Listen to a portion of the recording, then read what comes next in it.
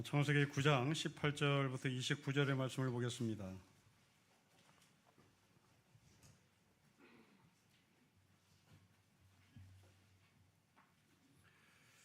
(9장 18절부터 29절) 말씀을 한 절씩 기도하겠습니다.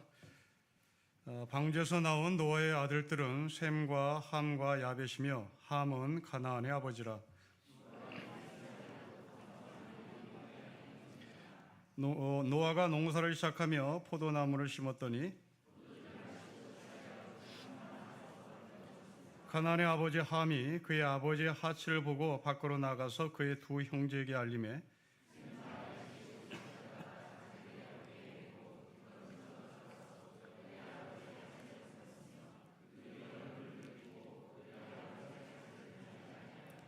노아가 술이 깨어 그의 작은 아들이 자기에게 행한 일을 알고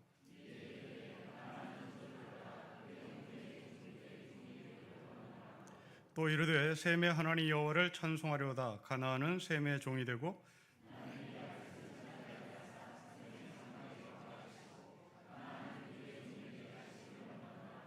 홍수 후에 노아가 350년을 살았고 그의 나이가 950세가 되어 죽었더라. 아멘. 자, 오늘 본문의 줄거리를 좀 정리를 해보겠습니다. 노아는 세 아들이 있었고요. 방주에서 나와서 노아는 아들들과 농사를 졌습니다. 포도 농사를 졌는데 아마도 비혼 후에 그 땅은 기름졌기에 포도 농사가 아주 잘 됐겠죠. 노아는 그 포도 농사를 지은 열매로 술을 만들어 마셨습니다. 얼마나 술을 많이 마셨는지 취했고 발가벗긴 채 잠에 빠져 있었습니다. 이것을 본 함이라는 아들이 밖에 나가서 두 형제에게 알렸다는 것이고요. 두 형제 셈과 야벳은 아버지 방에 들어와 발가벗긴 채 잠을 자고 있었던 노아에게 옷을 덮어서 가려줬다는 이야기입니다. 잠에서 깬 이 노아는 자기의 벌거벗음을 알렸던 함의 아들 가나안에게 저주를 내렸다. 셈과 야벳은 축복을 받았다. 그리고 노아는 950년을 살고 죽었다. 이게 전체적인 줄거리입니다. 우리가 지금 줄거리를 정리해 봤습니다마는 무슨 말을 하려고 하는지 잘 모르겠습니다. 왜곡된 해석 두 가지를 말씀을 드립니다. 함이 아버지의 벌거벗음을 밖에 나가서 알렸기에 함은 저주를 받았다. 다시 말하면 남의 허물을 덮지 못한 채 고발한 함은 저주를 받는 것이 마땅하다. 그러니 우리도 남의 허물을 덮어주자. 왜곡된 해석입니다. 왜 왜곡된 해석일까요? 25절을 보십시오. 우리 같이 읽겠습니다. 시작. 이에 이르되 가나안은 저주를 받아 그의 형제의 종들의 종이 되기를 원한다고 말했습니다. 여러분, 노아는 함을 저주하지 않았습니다. 당사자인 함이 저주를 받아야 하는데 함의 아들 가나안이 저주를 받았습니다. 가나안은 아무 잘못 없습니다. 가나안이라는 이 손자는 방주 안에서 태어난 사람도 아닙니다. 방주 밖으로 나와서 살다가 함이 낳은 아들입니다. 봉변이죠. 봉변 당했습니다. 왜 노아는 함을 저주하지 않고 자기 손자 가나안을 저주했을까? 이건 미스터리입니다. 저도 잘 모르겠습니다. 그런데 한 가지 실마리를 찾자면 10장에 근거합니다. 셈과 함과 야벳의 아들들은 홍수 후에 태어난 아들들이라는 점입니다. 방주에 있었던 사람들이 아니라 홍수 후에 태어난 사람들, 여기에 어떤 의미, 이유가 있을 것입니다. 다음 주에 10장을 다루도록 하겠습니다. 첫 번째 왜곡된 해석은 함이 아버지의 허물을 덮지 않았기 때문에 저주를 받았다. 성경에 없습니다. 함이 저주를 받지 않았습니다. 함의 아들, 노아의 손자, 아무 잘못 없는 가나안이 봉변을 당했습니다. 두 번째 왜곡된 해석이었습니다. 이것은 아주 심각한 왜곡된 해석인데요. 함이 흑인이라고 설명하는 설교자들이 있습니다. 그래서 아프리카가 저렇게 저주받은 이유는 함의 자손들이기 때문에 그것이다. 반면에 셈은 백인의 조상이다. 이건 전형적인 백인 신학에 근거한 아전 인수격 해석입니다. 이렇게 함이 아프리카 사람이라고 하는 것이 성경에 어렴풋하게나마 근거가 있습니다. 여러분 10장 6절입니다. 함의 아들은 구스, 이게 아프리카입니다. 구스에서 살았다. 아프리카 사람이다. 네, 논리상 맞습니다. 그런데 함의 아들 가나안은 어디에 살았는지 보십시오. 여러분 15절에 가나안은 노아의 손자입니다. 함의 아들입니다. 이 가나안은 어디에 살았는가 볼까요? 19절을 보십시오. 가나안이 살았던 지역은 소돔과 고모라입니다. 가나안은 아프리카 살지 않아요. 가나안은 흑인이 아닙니다. 가나안은 구스 땅에 살지 않아요. 가나안은 지금 이스라엘 백성들이 살고 있는 그 가나안 땅, 소돔과 고모라 땅에 살았습니다. 함이 흑인이다. 아프리카에 살고 있는 사람들이다. 때문에 하나님은 아프리카에 살고 있는 흑인들을 저주했다. 거듭 말씀이지만 함이 저주를 받은 것이 아니라 가나안이 저주를 받았습니다. 흑인이 저주를 받은 것이 아니라 가나안 사람이 저주를 받았습니다. 그 가나안은 구스 땅에 살지 않았습니다. 소돔과 고모라 땅에 살았습니다. 자, 그렇다면 백인 신학의 근거에서 함이 흑인이라고 전제합시다. 노아는 잘못 없을까요? 여러분, 원인 제공은 노아입니다.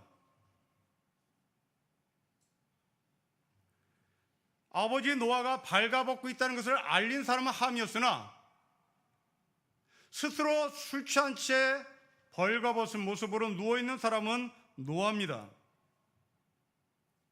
노아가 원인 제공을 한 거예요. 이걸 어떻게 푸시겠습니까? 노아는 지금 새로운 세상을 만들어야 될 사람입니다. 홍수로 인해서 모든 것이 다 쓸려갔어요. 새 세상을 만들어야 되는 것이고, 새로운 가치를 세워야 되는 것이고, 새로운 나라를 만들어야 될 사람이 노아입니다. 막중한 책임을 가진 사람입니다. 근데 술 취했습니다. 이건 큰 실수입니다. 술 취한 것 때문에 망한 사람이 있습니다. 러시아에서 대통령을 지낸 엘친이라는 사람인데요, 미국 국빈 방문을 한 적이 있습니다. 백악관 영빈관에서 술을 얼마나 퍼마셨는지 옷이 풀어진 채로 소송되다가 백악관 경호원에게 붙잡혔습니다. 경호원들이 물어요. 여기서 뭐하냐고. 엘친의 대답입니다. 혀 꼬부라지는 소리로 피자가 먹고 싶어. 피자가 먹고 싶어. 거대한 러시아의 대통령입니다. 그런데 술에 취한 채 국가의 이익을 위하여 정상회담을 하러 왔던 그 엘치는 겨우 피자가 먹고 싶은 소시민으로 전락한 순간이었습니다.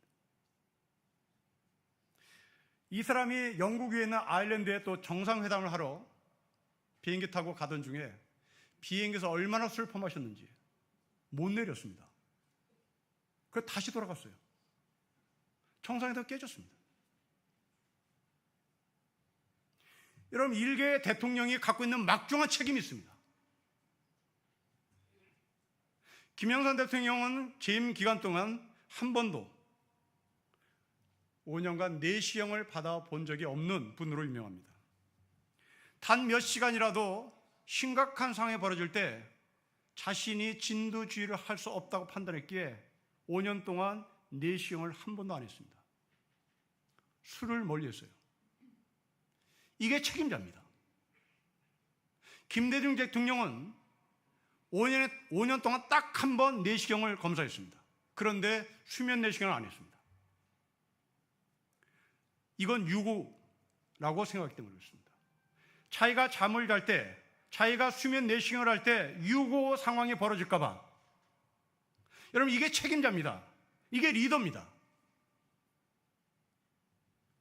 지금 노아는 세계 리더입니다. 국지적인 어떤 지역의 리더가 아니라 새로운 세상을 만들어야 하는 책임자입니다. 근데 이 사람이 술을 퍼마셨어요. 발가벗기째 누워 있었습니다. 누가 잘못입니까? 함이 잘못입니까? 노아가 잘못입니까? 가부장적인 관점에서는 노아의 잘못을 함이 아들이 덮어줘야 된다고 생각하는 거죠. 네, 맞습니다. 아들이 아버지의 잘못 좀 덮어야지요. 근데 이것은 가부장적인 사고입니다. 지금 이 시대에 20대, 30대 젊은이들에게 아버지의 하체를 덮어주지 왜 나가서 동네방네 떠들었냐? 여기에 동의할 사람은 없습니다. 지금 이 시대 젊은이들은 평등을 몸에 밴 세대입니다. 잘못은 아버지가 해놓고 왜 나보고 타박하냐고. 이게 젊은이들의 노골적인 입장입니다. 자, 이렇게 분석해 보니 이것은 누구의 잘못이다, 이 관점으로 보는 본문이 아닌 거예요. 함이 잘못이다? 그럼 왜 함의 아들이 저주를 받냐? 아닌 거예요. 노아의 잘못이다? 네, 노아의 잘못일 수 있습니다.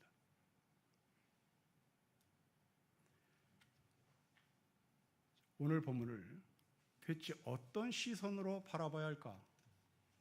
누구의 잘못, 누구의 책임, 그것을 말하고자 함이 아닙니다. 오늘 본문의 모습을 여러분 머릿속에 다시 그림을 그려보십시오. 크게 세 가지 토픽이 나옵니다. 첫째, 벌거벗은 노아. 둘째, 노아를 고발하는 함. 셋째, 벌거벗은 아버지에게 옷을 덮어준 셈과 야벳. 이게 세 가지 토픽인데요. 어디서 많이 본 그림입니다. 어디서 많이 봤어요. 벌거벗은 노아, 고발하는 함, 아버지에게 옷을 덮어주는 셈과 야벳. 어디서 많이 봤습니까? 그렇습니다. 에덴 동산입니다. 아담과 하와입니다. 자, 도표를 보십시오. 창세기 1장 2절입니다. 하나님의 영이 수면으로 운행하십니다. 물을 제압했습니다. 노아의 방주도 홍수를 제압합니다. 그리고 하나님은 에덴 동산을 만들었습니다. 노아의 방주는 아라랏산에 정박합니다. 그 에덴 동산에서 아담과 하와는 땅을 경작합니다. 아라랏산에 정박한 노아는 포도주를 경작합니다. 에덴 동산에서 아담과 하와는 선악과를 먹습니다. 아라산에서 노아는 포도주를 마십니다. 아담과 하와는 선악과를 먹고 자기가 벌거벗었다는 것을 압니다. 술에 취한 노아도 벌거벗습니다. 하나님은 아담과 하와에게 가죽옷을 입혀주십니다. 셈과 야벳은 자기 아버지의 하체에 옷을 덮습니다. 아담과 하와의 두 아들 중에 가인이 저주를 받습니다.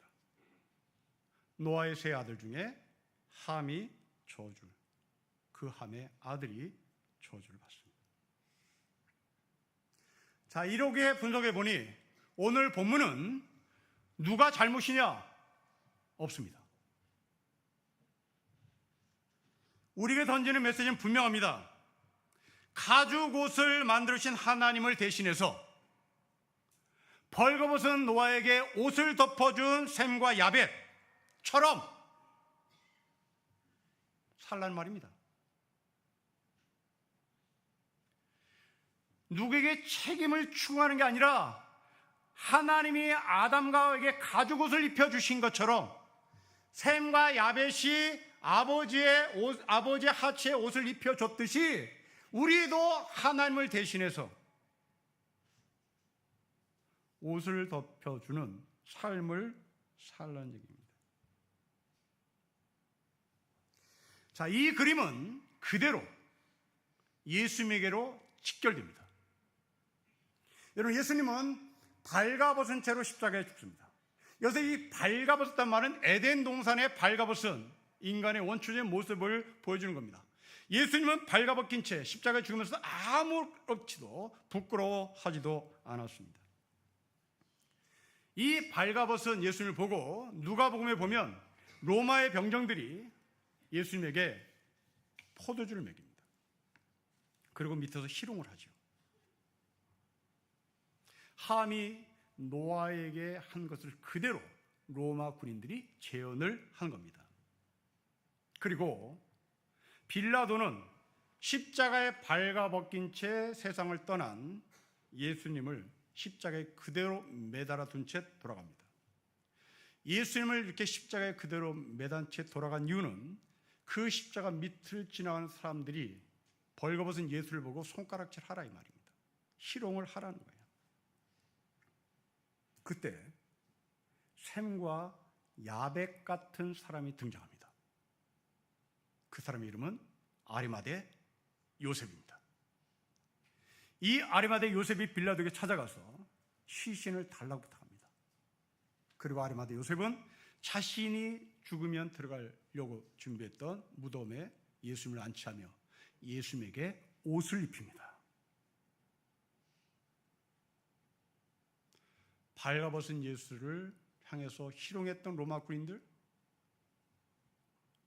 발가벗은 예수님을 옷을 입혔던 아리마대 요셉, 벌거벗은 노아를 희롱했던 함, 벌거벗은 노아에게 옷을 입혔던 셈과 야벳, 일치합니다. 자, 이 셈과 야벳이 벌거벗은 노아에게 옷을 덮어 주었습니다. 23절을 보십시오. 같이 읽겠습니다. 시작. 셈과 야벳이 옷을 가져다가 자기들의 어깨에 메고 뒷걸음쳐 들어가서 그들의 아버지의 하체를 덮었으며 그들의 얼굴을 돌이키고 그들의 아버지의 하체를 보지 아니했습니다. 여러분, 이 옷은 누구의 옷일까 궁금하지 않습니까? 셈과 야벳이 아버지에게 옷을 덮어준 그 옷은 누구의 옷일까? 저는 이 옷은 셈과 야벳의 옷이라고 해석을 하고 있습니다. 물론 노아의 옷이라고 해도 전혀 문제는 되지 않습니다. 여러분, 이스라엘 사회에서 옷이라는 것은 어떤 의미입니까? 이스라엘 사회에서 옷은 제사 목록제 1호입니다. 이스라엘은 사막지방입니다. 그리고 이스라엘 백성들은 유목민입니다. 돌아다니는 사람들입니다. 낮에 입었던 옷을 밤에는 이불로 사용하는 것이 이스라엘 사람들이 생각하는 옷의 개념이었습니다. 그러니까 이 옷은 단순히 패션이 아니라 생명이고 생명을 지키는 도구였습니다. 낮에는 입고 밤에는 깔고 자야 하는 이불이었죠. 그래서 율법에 보면 누군가가 옷을 저당을 잡으면 반드시 밤에 돌려줘야 된다고 얘기합니다. 그리고 다시 아침에 찾아라. 아침에 저당을 잡아라. 밤 되면 다시 돌려줬다가 아침에 전당포에 다시 갖고 오도록 해라. 왜? 죽으니까요. 이거 얼어 죽으니까요. 이게 옷입니다. 셈과 야벳은 자신의 옷을 드렸다면 발가벗어 죽을 것만 같은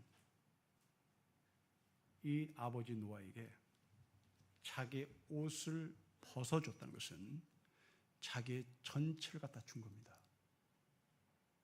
소위 번제를 드린 거죠. 우리는 선한 사마리아 사람에 대한 이야기를 알고 있습니다. 강도 만난 사람을 보고, 그래서 피 흘려 쓰러진 사람을 보고 레위인과 제사장은 그 자리를 피했습니다. 사마리아 사람은 이 사람을 도왔습니다. 피 흘린 사람을 만지고 그 사람을 부추겨서 여관에 데려다 주고, 여관 사람에게 잘 보살펴달라고 얘기하고, 돈이 들면 다 아낌없이 돈을 쓰시고 내가 돌아올 때 그 돈을 갚겠습니다라고 부탁을 합니다. 자, 여러분, 노아를 고발한 함과 강도 만나서 피 흘려 쓰러진 사람을 비껴 지나간 레위인과 제사장의 공통점이 무엇인지 아십니까? 뭐겠습니까? 그렇습니다. 율법을 지킨 사람들입니다. 레위인, 제사장들, 율법 전문가입니다. 피 흘려 쓰러진 사람을 보면 지나가야 되는 거예요. 그 사람 만지면 안 됩니다. 자기가 부정 탔기 때문에 그렇습니다. 지금 함도 율법을 지킨 사람입니다. 레위기 18장에 보면 하체를 범하지 말라는 이야기를 한 장 전체를 할애합니다. 대상이 정말 웃기는데요. 네 아내의 하체를 보고 범하지 마라. 네 딸의 하체를 보고 범하지 마라. 이모, 고모, 제수씨, 형수씨, 종, 고모의 하체를 범하지 말아라. 이모의 하체를 범하지 말아라. 제수씨의 하체를 범하지 말아라. 엄마의 하체를 범하지 말아라. 여러분, 곧 이 말은 당시 가나안 문화에 하체를 보면 범해도 좋다라는 문화가 있었습니다. 하체만 보면 갖고 놀아도 되는 거예요. 그게 이모가 됐던 고모가 됐던 제수씨가 됐던 형수씨가 됐던, 이게 가나안의 문화였습니다. 그러니까 레위기 18장에 하체를 범하지 말라고 했던 이 말은 그만큼 가나안에 이 하체를 마음대로 갖고 놀았던 사람들이 있었다는 얘기고, 그 대상이 고모가 됐던 이모가 됐던 제수씨가 됐던 마음대로 했다는 얘기죠. 자, 이 그림을 함에게 그대로 옮겨보십시오. 지금 노아가 하체가 드러났습니다. 함은 갖고 놀아도 되는 거예요. 그런데 안 했어요. 틀리지 않았습니다. 틀리지 않았어요. 여러분, 레위인과 제사장 틀림이 없습니다. 틀린 거 하나도 없어요. 율법에 근거해서 피 흘린 사람을 보고 돌아가라, 원칙을 지켰을 뿐입니다. 예수님을 희롱하는 로마 군인들 틀린 거 없어요. 빌라도 틀린 거 없습니다. 그들은 로마법을 지킨 사람이에요. 로마법에 근거해서 보면 십자가에 죽은 사람은 그냥 매달아놔라, 이게 법이에요. 어찌 보면 빌라도는 아량을 베풀었어요. 아리마대 요셉에게 예수님의 시체를 내어준 것은 법을 어긴 사람이라고요. 법대로 하면 그냥 걸어 놔야 되는 겁니다. 함은 잘못 없어요. 범해도 되는데 안 범했어요. 레위기 18장을 지킨 거예요. 그러면 도대체 왜 하나님은 노아를 통하여 이 함과 그리고 함의 아들 가나안에게 이렇게 책망하며 급기야 저주를 했을까? 교리상으로는 틀린 게 없습니다. 그러나 그 교리로 남을 정죄했기 때문에 그런 겁니다.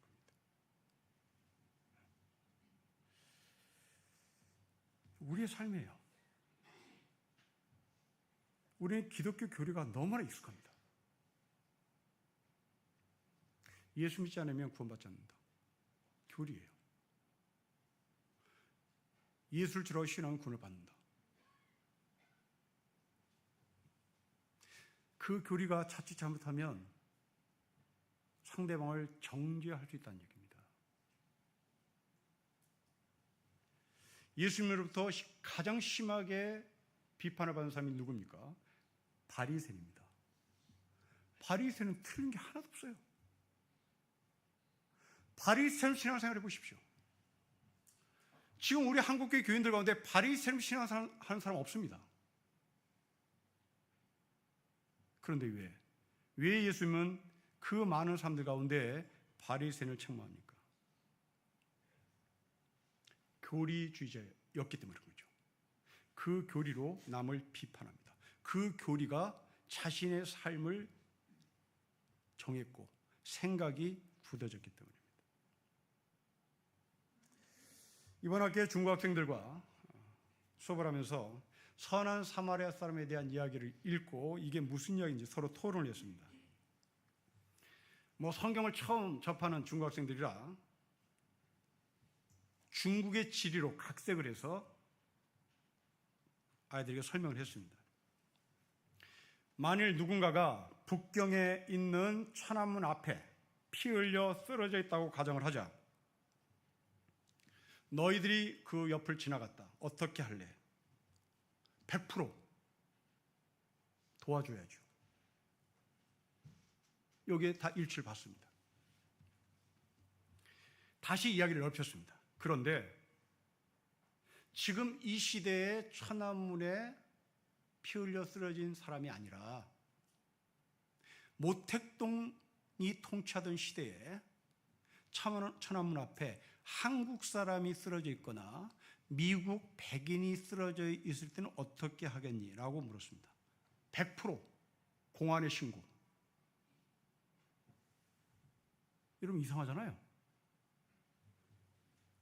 지금은 피 흘려 쓰러져 있는 백인을 구해준다. 모택동 시대에는 신고한다? 그 다시 전개시켰습니다. 그런데 모택동 시대에 내가 천안문에서 피 흘려 쓰러진 사람을 봤다면 너희는 나에게 무엇을 요구하겠니? 100% 일치했습니다. 도와주세요. 왜라고 물었습니다. 답, 목사니까. 좀 헷갈리잖아요. 도와주는 것도 맞고 모택동 시대에 공안에게 신고하는 것도 맞아요. 틀린 게 하나도 없어요. 그런데 세 번째 질문에 목사인 당신이니까 도와주세요.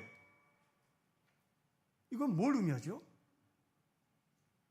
모택동의 이념을 뛰어넘어서 당신은 목사니까 살려주세요. 나에게 주문하는 거 아니겠습니까? 함은 레위기 18장에 근거해서 자기 아버지 하치를 범하지 않았습니다. 옳았어요.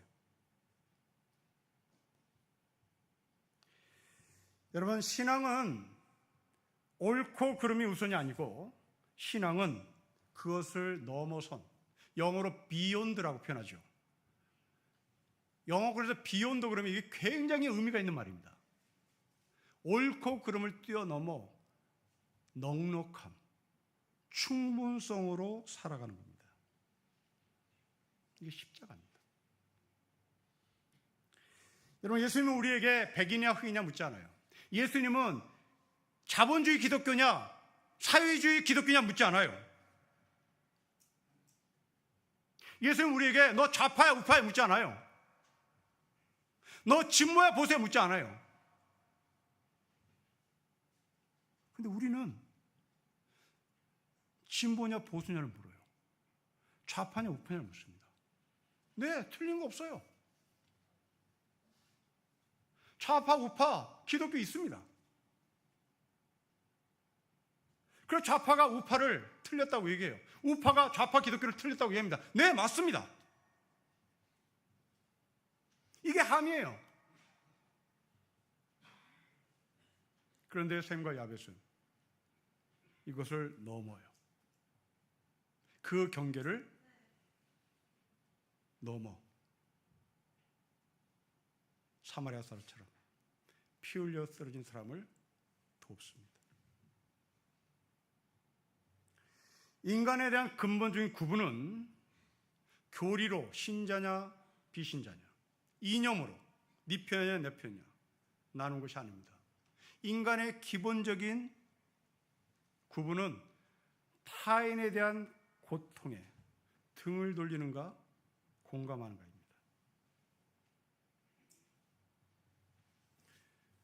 민주화 운동이 한창일 때 많은 시민과 대학생들 그리고 노동자들이 명동 성당으로 뛰어들어갔죠. 당시 공권력이 명동 성당에 뛰어들어가 노동자, 학생, 시민 잡아 끌어내려고 했습니다. 이때 김수환 추기경이 맨 앞에 서서 했던 말이 지금도 회자됩니다. 당신들이 저 안에 있는 학생들과 노동자들과 시민들을 잡아가려면 제일 먼저 추기경인 나를 잡아가야 될 것이다. 그리고 내 뒤에 주교들이 있다. 주교들 뒤에 신부들이 있다. 신부들 뒤에 수녀들이 있다. 이들을 잡아가야만 노동자, 대학생, 시민들을 잡아갈 수 있을 것이다. 나부터 잡아가라. 그리고 수녀들을 잡아가라. 이때 한국 개신교 상당수의 교회는 신고했습니다. 잡아라고 신고했어요. 누가 틀렸을까요? 틀린 거 없어요.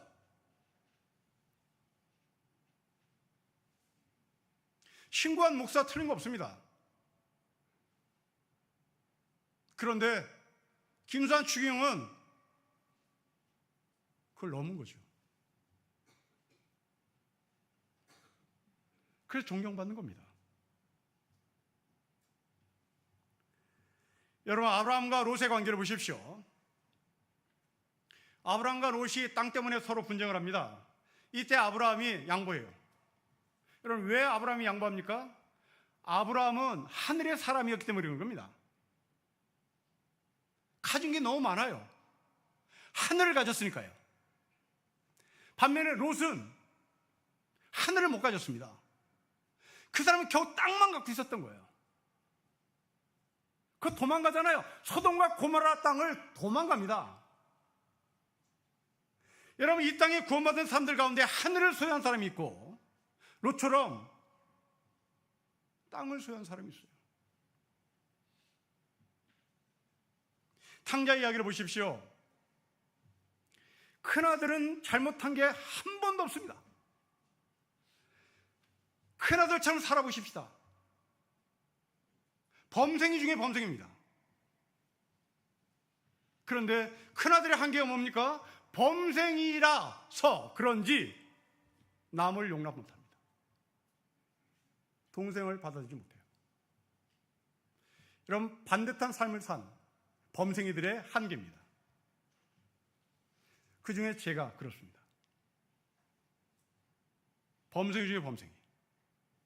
학교, 교회, 집밖에 몰랐던 사람.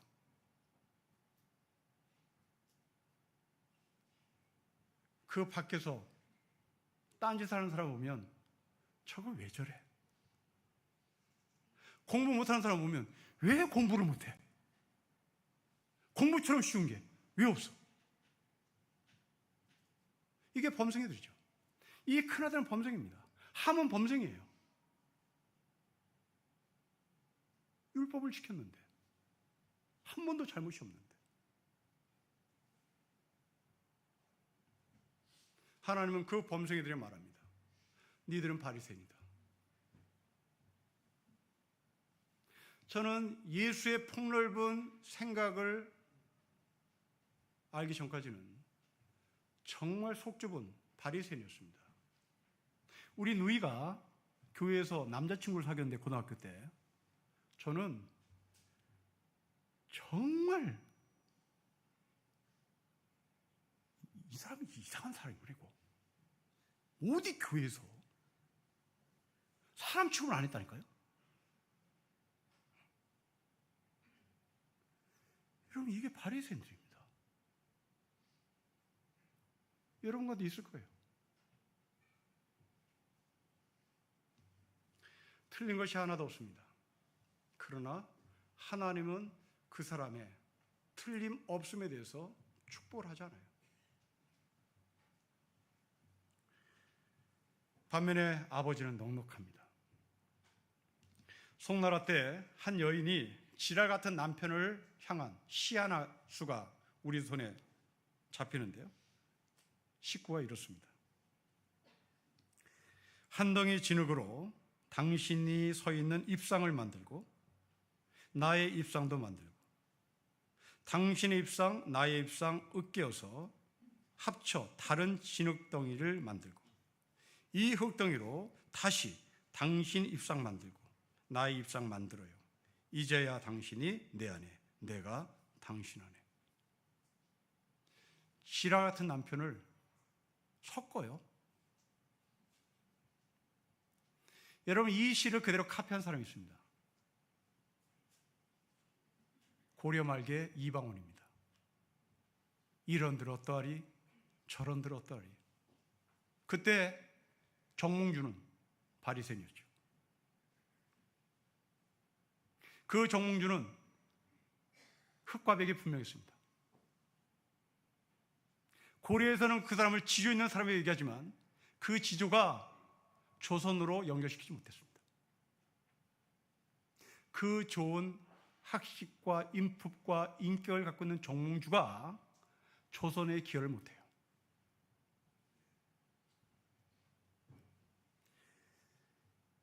구약판 바리새인, 그 사람은 함이었습니다. 셈과 야벳은 교리를 뛰어넘는 비욘드의 사람이었습니다. 우리가 갖고 있는 교리는 루터가 만든 교리일지도 몰라요. 우리가 알고 있는 교리는 칼빈이 만든 교리일지 모릅니다.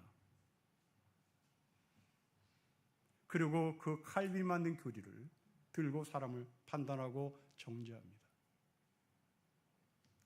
사랑하는 성도 여러분, 우리는 교리로 구원받은 사람이 아닙니다.